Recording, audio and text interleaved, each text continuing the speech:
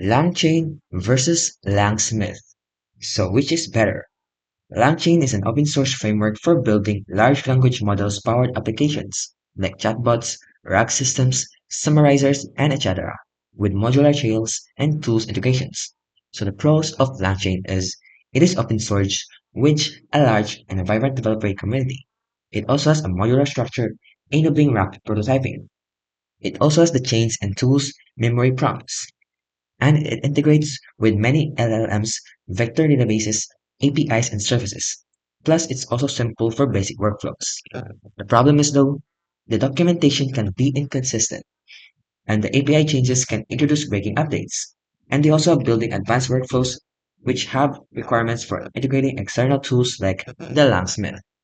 Now, LangSmith, on the other hand, is a closed source observability and evaluation platform built by the LangChain team, so they're similarly or connected. It also provides tracing, debugging, metrics, prompt versioning, and monitoring tools tailored to production-grade LLM apps. So the pros of LangSmith is it offers deep observability with token-level logs, latency metrics, cost tracking, and prompt lineage. It also has a built-in prompt versioning, visual prompt playground, and A/B testing. It also has support for evaluation workflows and provides production-grade dashboards and insights for debugging and optimizing agent behavior. The problem is, it is closed source and commercial are limited, and also self-hosting is not available. The UI also has some complexity and can be a challenge, and user support in the interface feels heavy.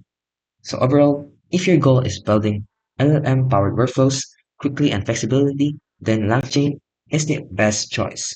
However, if you want visibility into how your LLM workflows work and are performing in production, then choose LangSmith.